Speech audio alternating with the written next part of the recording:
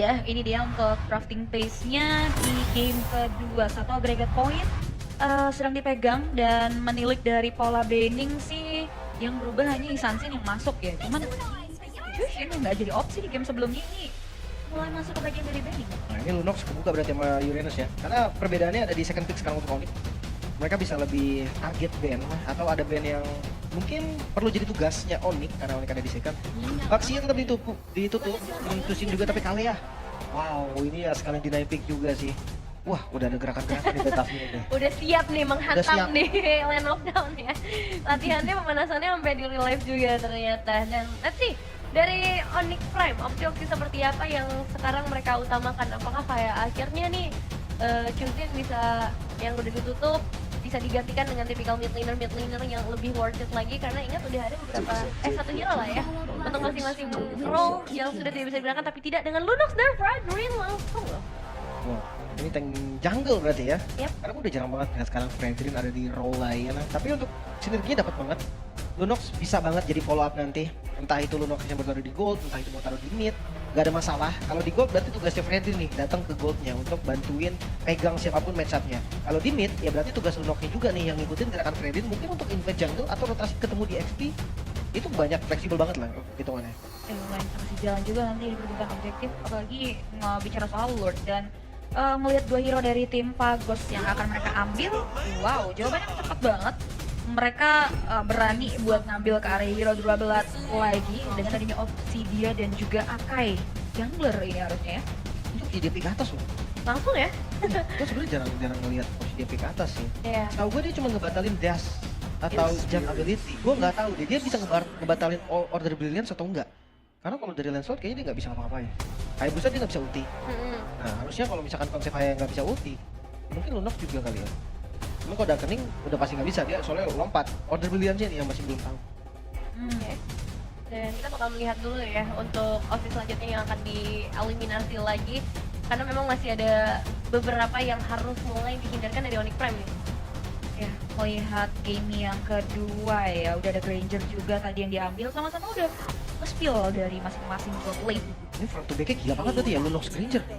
Siapa yang bisa selamat ini? Paling ya Immortal dan kiting lainnya yang dengan skill paling bisa kabur-kaburan. Sementara kalau pengen ngelawan balik, mereka belum bisa nge-burst juga kan. Burst damage-nya masih nggak kelihatan karena adanya Akai dan juga Kalea. Mereka butuh tambahan damage. Obsidian kayaknya nggak bisa langsung instan deh. Oke. That's why di sini dari tim Onyx mereka coba buat tutup ke area Parshnya dulu ya. Tipikal AoE, high ground, burst damage juga tadi yang dibutuhkan. Dan kalau dari Onyx mereka tuh belum punya XP mungkin. Lihat adanya Fredrin di sini, Pobius, Arlot juga mereka bisa hindari sih sebenarnya dari Pagos. Tim secondary tanknya lah, karena Fredin akan di depan nanti dia bisa bantu juga. Atau jangan-jangan dari Onyx mereka mau main car support. Karena kayak Matilda, dia bisa juga kan tiba-tiba masuk dalam opsi atau bahkan kayak full gitu. Ya. Wah itu juga lumayan serem tuh, Fredinnya jadi nggak bisa di burst. Belum ada hero Samuel juga. Dan satu terakhir nih berarti banyak banget yang bisa difokusin juga sama teman-teman dari Onyx Prime terkait follow up damage ya, karena memang gak ada kombonya buat Kalea ngambil ke arah dari Valentina dulu ternyata. Masih ke target band mid lane ya, kalau gini terbatas berarti if tersisa atau kalau mengambil ke sana. Fit gak sama Kalea yang dibawa sama tim Pagos? Sebenarnya kalau Vexana masih bisa sih, karena ada burstnya juga kan. Dan dia butuh burst yang continuous, kayak tadi Lunox paling cocok, cuma Lunoxnya udah di deny pick nih. Kalau nyari burst dari mid, sebenarnya banyak lah konsepnya kayak Kagura. Tapi kalau Kagura menurut gua dia bisa sendiri sih, tanpa harus dibanting Kalea gitu kan. Iya. Dia bisa, ya mandiri lah untuk Kagura sendiri, dia punya range juga yang jauh. Cuma kalau memang konsepnya mau pakai follow up ya udah, nggak ada masalah juga. Langsung aja ambil burst damage dia mid. Soalnya ya mau ditukar pakai apa? Utility lagi kan di midnya. Kalau utility nanti malah gak nyambung. Obsidian super carry kayaknya nggak sekali. Kan udah nggak kimi juga dan oke Esmeralda dulu ya, mereka coba buat tutup hero sampingnya. Sisa Lapu mungkin yang bisa diambil, ada Pobius, kemudian kayak combo Arlotnya juga bakal jalan buat teman-teman dari Onyx Prime dan Roamer tadi ya. Kira-kira nih Samuel mau main ke area tipikal Roamer yang bisa create momentum, atau tadi yang udah dibahas juga ya ada Roamer killer. support yang bisa dibawa. Kalau momentum mungkin kayak first man masih belum muncul nih, Gatot Kaca mungkin, Iya loh. atau Hylos. Enak juga sih. Ya, itu bisa masuk ke dalam opsi. Cuma kalau memang mau hero support, gue kayak Matilda banget sih. Untuk sekarang, walaupun ada opsi dia ya, tapi efek dari fotonya itu bakal ganggu. Dan jawabannya, oke ngambil IQ dulu. Untuk terakhir. Gitu. Oke. Bisa jadi FVC sih loh nanti. Kayak mungkin Atlas. Ini pun susah sih kalau lawan Aka ya. Ada Grok juga kan? Grok unitnya lumayan oke. Buat save juga kan dari Akai.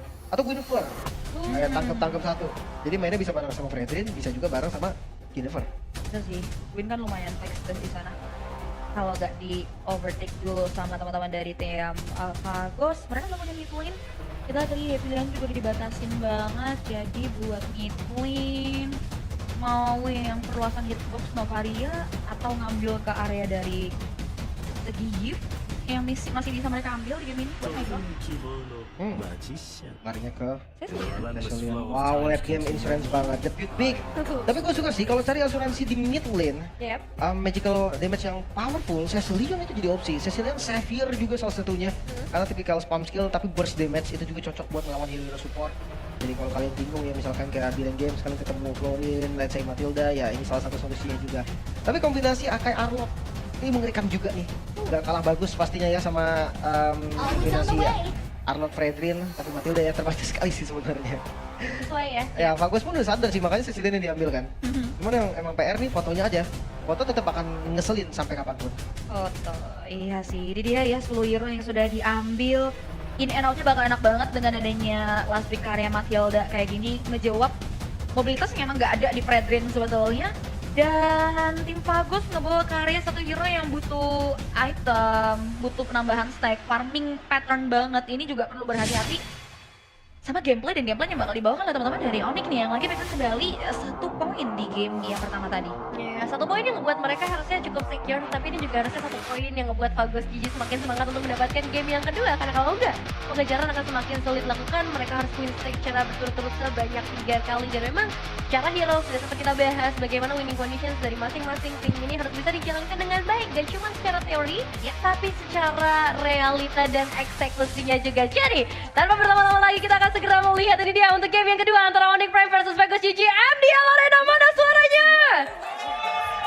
Dan itu dia untuk line up down. Let's go! Kita memasuki game yang kedua ya. Ini pertemuan dari sisi ya sama-sama jungler durability lah ya. Dari Satzi dan juga Zantazi. Dan yang paling bikin keselnya nanti ya ketika Heavy Spin ada, ini lumayan bakal jadi tantangan sebetulnya buat mainin karya perebutan objektif netralnya. Dan kalau kita ngomongin early, ini masih coba poke jual beli damage serangan aja, tapi memang nggak yang bakal terlalu banyak juga ya kalau kita intip dari keduanya. Kayaknya untuk di early, Fagos malah yang akan sedikit defensif mainnya. Mereka bawa Cecilion, damage jadi nggak bakal terlalu cukup. Dan yang harus dipakai agresif lebih ke Fredrin nih. Cuma Fredrin harus bersama satu, entah itu sama Granger, entah itu sama Lunox. Mungkin poinnya ketika Sky Pierce dari Granger udah jadi ya, match dituntut untuk join karena tim fight cari stack dari Lethality secepat mungkin. Fury Hammer berarti gak ada Sky Pierce di item pertama. Antar nih ya, bakal cari mobilitas dulu, penet dulu, dan dari sisi bottom lane ini nih biasanya yang bakal jadi ujung tombak rotasi di turtle pertama. Dan kalau kita ngeliat dari Chef, ngebawanya kayak Master Assassin. Ya dia harus punya damage berarti ya dari Chefnya sendiri. Tapi basic command emblem ini yang bikin laningnya bakal kuat. Sementara untuk match dia Festival of Blood dan beradu. Oh, demi mendapatkan 1 creep ya di bagian bottom lane. Tapi emang dengan 3 Purify yang dipegang sama Onyx Prime ini juga akan ngebuat mereka jauh lebih aman ketika Tafirun ngebuka inisiasi. Dan akhirnya Tafirun juga bingung nih mau milih ke arah mana, karena secara damage dealer di bagian backline-nya, match sama kill harus ada yang nge-trigger terlebih dahulu. Dan Turtle ini harus dikontes dan dua-duanya ini punya kemampuan kontes yang cukup oke. Wah, kuat banget sih, efek udah mulai masuk kan, soalnya karena satu dan setengah darah menghilang, ini udah jadi info yang sangat negatif buat tim Fagos GG. Sayangin Cloud akan terus-menerus di spam juga, memberikan sedikit distraksi tapi pulihkan ke bagian depan seorang Harvard Blood, langsung bisa disakit oleh seorang Drian menuju ke arah Killua, bahkan Zantazi yang justru mendapatkan karya Turtle. Masih ada harapan untuk mereka mendapatkan poin eliminasi lagi, tapi ini malah menjadi mimpi buruk bagi seorang Hans. Wah, lagi-lagi terulang ya. Datangnya Matt nih selalu bakal menimbulkan luka buat tim Fagos GG karena setiap kali dia bakalan munculin batang hidungnya. Dia ini baru menit 2 loh, dan dia dapetin keuntungan yang masif banget. Satu bawa poin kill ya. Dan lagi-lagi nih untuk Fagos objektif di awalnya mereka kuat banget. Mereka dapetin turtle-nya, mereka juga dapetin point kill-nya tadi. Cuma ya, balik lagi kalau untuk Lunox yang pakai Purify, ya memang dia susah untuk diinitiate. Cuma dia susah untuk kabur juga, mengandalkan order brilliance yang bisa ditungguin sebetulnya. Itu bakal jadi bahaya lah untuk Lunox-nya. Lumayan close combat tadi ya posisinya. Menghantam Drian dan reset lagi. Karena tadi kerugian ya yang lagi dipegang sama tim Fagos dan Macro Play yang membuat goldnya juga nggak terlalu jauh. Dan ngomongin soal gold, kita ada player head to head juga by GoPay dari Mets dan juga Chef yang secara KDA, wah Mets sih nggak usah diragukan lagi ya, tinggi banget loh ini. Mungkin kalau ngomongin KDA yang bisa ngejar match ini Zion ya salah satunya. Zion. Gold laner yang jarang banget tumbang. Yep. Cuma untuk Chef menurut gue dia memang dengan gold laner close combat juga kan. Kayak tadi mereka pakai Cloud yang ada risiko lebih tinggi untuk tumbang juga. Jadi ya sebenarnya nggak bakal masalah, yang penting DPM-nya tinggi juga. Jangan sampai KDA-nya kecil, DPM-nya kecil juga. Berarti itu memang ke pick off duluan aja. Iya. Emang secara hit pool juga lebih luas sebenarnya, tapi satu hit lagi yang bisa dihindarkan ngomongin dengan satu buah flicker, tapi jelas info mahal karena ini inisiator loh, kalian yang nggak bakal bisa ngebuka initiate secara dadakan. Di awal dia masih bisa ditahan ya, tapi wah untung aja masih ada flicker dan 4 debut. Ternyata ini ya khusus untuk playoff udah dipersiapkan buat perluasan hero dari tim Fagos yang kita akan lihat apakah ini akan jadi jaminan juga untuk mengangkat mereka. Sedangkan wah ini hero nyamannya Xanthezi ini ya 3 kali win loh dengan Redrinnya yang tadi. Surprise, langsung saja diberikan dia sebuah tsunami slam yang akan menjadi masalah. Satu Steve saja Lur yang nggak bisa ikut ke area turtle. Harvest Spin bakal dimainkan, tapi satu Steve juga harus ikut menghilang. Dua kembar dari Ray Lur yang tidak bisa bertahan lagi, tapi ngelihat area yang bisa diinvasi oleh Onyx Prime, ini harusnya mereka bisa lebih pegang kendali di area river. Oke, satu dan sama-sama karya jungle, dan masalahnya di sini Onyx Prime masih tetap mau coba buat make sure karya turtle nggak Lim? Flying Cloud soalnya datangnya akan cepet banget. Xanthezi udah datang dan kelihatan dari teman Fagos agak sedikit terlambat. Tapi ya trapping yang berani sih sebenarnya. Mereka langsung ngepick ke arah Xanthezi loh. Fredrin yang pastinya keras banget, ada Matilda juga, ada Shield. Cuma ya kalau ngomongin hero nyaman Xanthezi bingung juga. Tadi Senshin hero nyaman, sekarang Fredrin hero nyaman. Kayaknya emang semuanya nyaman deh dari Xanthezi. Terlalu banyak ya, terlalu luas memang. Jadi sulit banget nih tantangannya yang harus dipecahkan sama teman-teman dari tim Fagos. Dragon Armor jadi first item. Kita lihat Obsidian udah punya Windfalker, cuman memang dari tadi belum ya dilibatin. Dia masih bakal berfokus buat farming terlebih dahulu. Dan Skype ternyata yang didahului masalahnya sama sosok Mets yang udah dapat 2 kill. Stacknya udah jalan ya harusnya. Iya, karena memang tadi rotasinya itu butuh banget damage kan. Jadi ya ditutupin kalau nggak sama Killua sama match. Tapi ya karena match memang gameplaynya itu tadi, dia join di turtle pertama, dia aktif banget. River ini benar-benar harus dipegang, Circle Eagle. Di cancel ya, tapi kayaknya udah terlalu dalam juga sih kalau misalnya tadi mau dipaksakan, dan bisa jadi resiko untuk diri mereka sendiri. Tapi rotasinya nggak berhenti karena mereka langsung menuju ke area top lane. Betul, ancaman-ancaman fiktif aja ya. Mereka bakal coba buat ngarahnya, pressure-nya karya gold belum loh. Ini masih karya river. Dan tsunami slam akan langsung di follow up dengan baik. Output damage yang nampaknya akan cukup kah? Itu dia dari Chef yang langsung bisa memulangkan Xanthezi. Mahal banget harganya. Terlalu depan ya, dibuka tadi inisiasinya sama Top Iron juga tsunami slam, dan untungnya ya at least di sini Chefnya dapat tabungan juga gitu buat bisa ngejar ketertinggalan, sehingga Haskell udah diambil di sana. Cuma bagus sih konsepnya. Mereka pakai hand the bone itu bikin musuhnya nggak bisa kabur. Initiator memang ada di Taviron tadi. Tsunami Slam lempar ke belakang biar out position juga. Tapi kalau memang nggak ada hand the bone tadi, berarti Fredrin tuh nggak bisa dimakan. Fredrin bisa dash lagi langsung ke belakang. Tapi ya thanks to Chef dengan hand the bone ya udah Fredrinnya bisa dimakan, walaupun kalau lihat dari segi damage ya. Ya. Kayaknya kurang damage loh dari Fagos. Dia ngandelin sesinan di mid to late game nanti ketika udah punya item dan stack.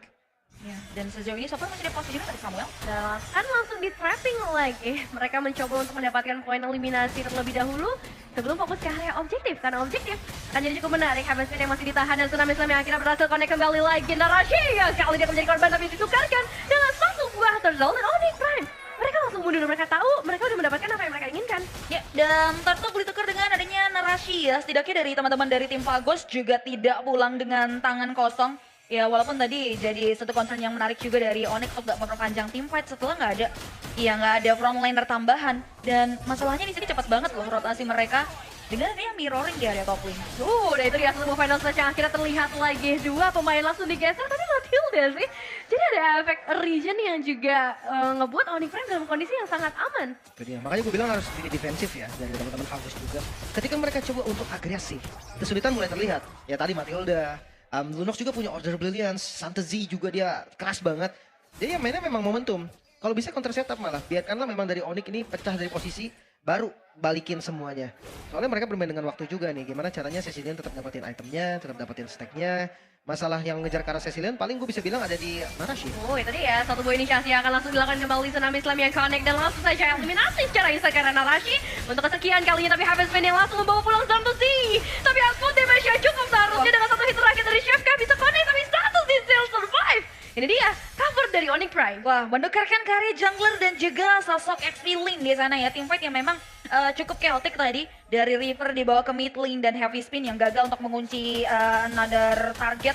Yang ngebuat akhirnya ada pertukaran tadi damage dari Mesh dan Narashi ini kayak lumayan nyerahin nyawa ya. Setiap kali ada open teamfight yang dia coba buat buka, Lim. Lebih tepatnya siapapun yang dibanting, kayaknya bakal tumbang deh. Soalnya ya tadi, follow up-nya ada opsi dia. Ditambah dengan dia dikeroyok rame-rame lah hitungannya kan. Gak bisa bener-bener kabur, Spella gak bisa. Ditarik Matilda gak bisa. Jadi ya, menurut gue bener-bener harus dipancing dulu gitu kan. Memang ada yang korban satu. Iya, dan memang mendekati ke area Lord juga. Setup akan segera diciptakan oleh kedua belah tim. Tapi yang jadi pertanyaan, siapa lagi nih yang akan terkena Tsunami Slam dari seorang kalian? Ini cukup tricky ya memang. Dan presisi dari bagaimana nantinya Samuel nih ya yang bisa ngebantu untuk in and out dari teman-teman tim Onyx Prime di area Lord Pit-nya, karena lihat udah ada prep juga. Dan bicara soal Samuel sering playing Eagle-nya.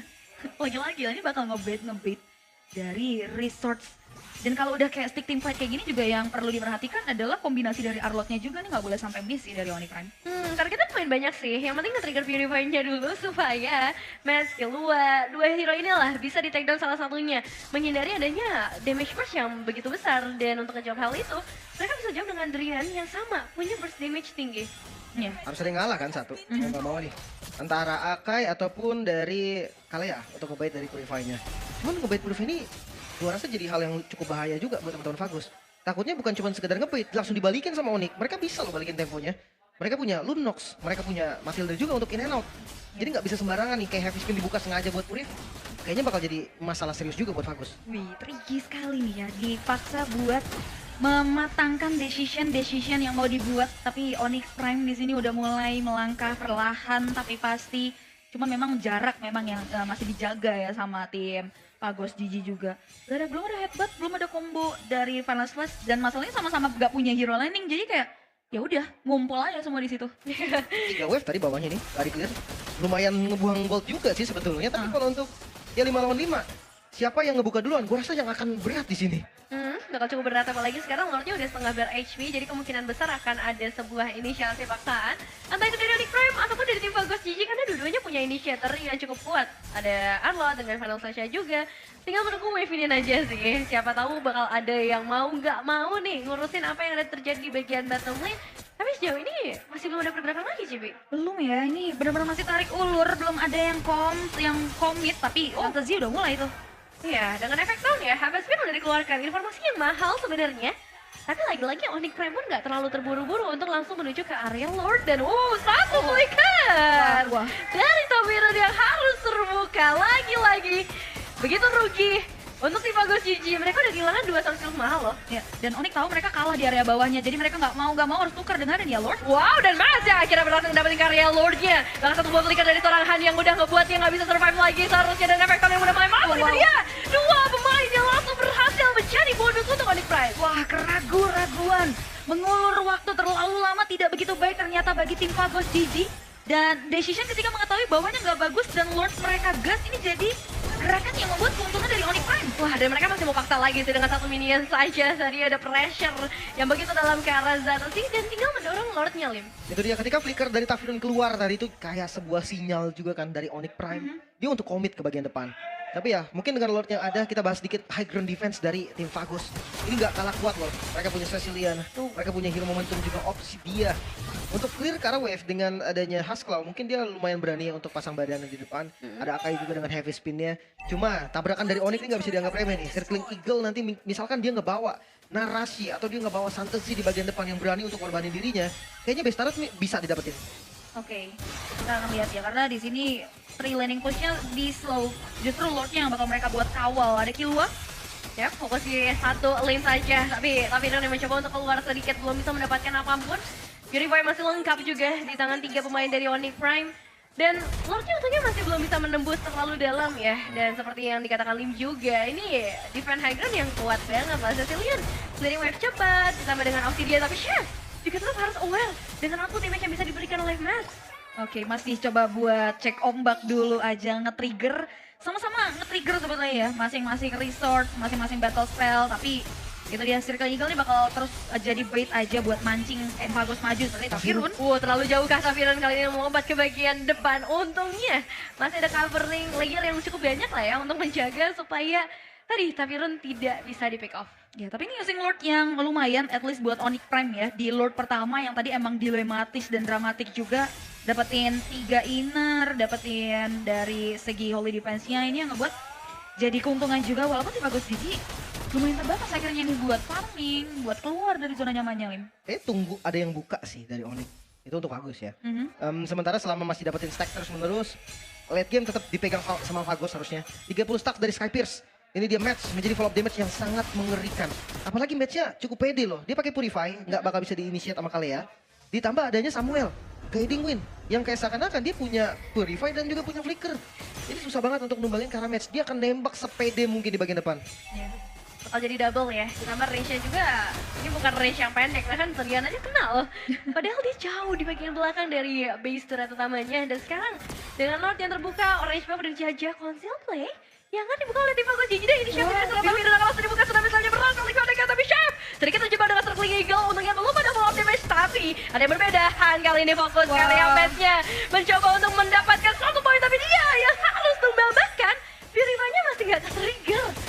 Itu gak sinkron sih, kayak antara decision Tafirun dan follow up Han yang memang sebetulnya memang mengunci karya dari sosok Matt, tapi ketika nggak ada output damager-nya, nggak ada damage deliver dari Chef dan juga Drian, ini berat banget, akhirnya di situ lah buat Onyx Prime win. Oke, Lord free untuk Onyx. Mungkin tadi memang bisa dimakan dari Santezi di awal, tapi semakin late game Veritusnya nggak bisa nih. Karena memang semakin late game semakin keras juga kan dari Santezinya. Sekarang udah ada di level 15 juga, ada Flash of the Oasis, nggak bisa untuk instant kill.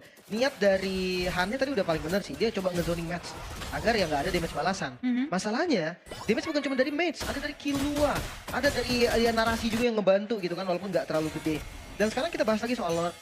Udah kasih ke arah Cecil yang tadi purple buff-nya. Divine Glaive, Wishing Lantern, Glowing One, ini bikin siapapun yang di depan bakal bonyok. Tapi hati-hati ada War Axe juga nih, udah ngelepas sepatu dari match. Damage dari matchnya ini loh, yang gak akan bisa tahan. Ya, Bettermore tangan Arashi juga ya untuk menjadi pertahanan. Tapi dengan Lord yang sudah mulai mendekat. Dan clearing wave yang harusnya masih cukup powerful. Obsidian dari Chef yang juga nggak bisa di underestimate sama sekali. Dan akhirnya satu base rate bisa dipecahkan. Oke, masih slow, masih disiplin tentunya oleh teman-teman dari anak-anak Onyx Prime di sini, tapi Tafirun Maju sendirinya dari Santusinya, dan ini bakal jadi satu mistake. Mencoba untuk menyelamatkan dirinya begitu lama dan berhasil survive. Wah. Tidak ada yang bisa menahan di bagian depan ternyata. nice sekali ya, guiding win, jemputan dan juga kepercayaan yang sudah ditetapkan dari Santezi karya Samuel membuat akhirnya Onyx Prime tidak ada korban jiwa, malah justru Santezi yang harus tumbang. Tadi nggak terlalu menyeluruh juga damage yang bisa masuk dari teman-teman tim Bagus Gigi, ada Drian dan juga Chef di area high ground-nya. Ya gue lebih ke Immortal yang dibeli sih tadi. Iya, Secepat ya. itu ya untuk dia berpikir, karena dia nggak punya gold yang banyak, dia tank jungle loh. Iya. Tapi ya pressure-nya akan sedikit mereda mungkin. Dari Onyx pun sadar susah banget nih untuk mendobrak pertahanan dari Cecilian. Dan lagi-lagi mereka bermain dengan waktu nih. Dimana goldnya udah masuk di 45.000, mungkin nanti ketika udah 55.000 itemnya udah mulai sama. Ya perbedaannya mau 12.000, 10.000 atau berapapun itu maksimal goldnya udah bakal sama dari full item. Bedanya cuma di gonta-gantinya aja nanti. Dan Cecilian, ya bahas soal Cecilian, ini nggak ada solusi menurut gue untuk nangkap Cecilnya. Jadi mereka benar-benar harus main front to back, mereka paksa menangin jumlah baru keroyok Cecil. Aku nggak mau ya, karena di beberapa momen tadi udah dicoba sama narasi, hasilnya ada 2 death di sana. Dan ini lumayan dilema juga buat tim Bagus Gigi. Mereka juga harus coba buat tembus ke area perlawanan dan juga ya setup nanti di area Lord dan maksa buat kontes ya, karena ya stick team fight. Masalahnya di sini Onyx Prime udah mulai mengakumulasi resource mereka sebelum mau setup karya Lord Ginnan 50 stack yang udah dikantongi oleh seorang Mets. Iya. Oh, that. Memang sih dari Granger sekarang user Granger tuh yang penting jangan tumbang sih. Ya stack Skyfisher masih dikit pun belum mentok kayak ya nggak apa-apa juga. Yang penting ada lethality yang lumayan tinggi ya. Dan untuk Cecilian 313 semakin bertambah terus menerus. Waduh. Dan dari segi item juga kalau off distance nih anti burst nggak bisa untuk gampang ditumbangkan dan Lord ini mulai setup bakal kontes sih. Iya loh.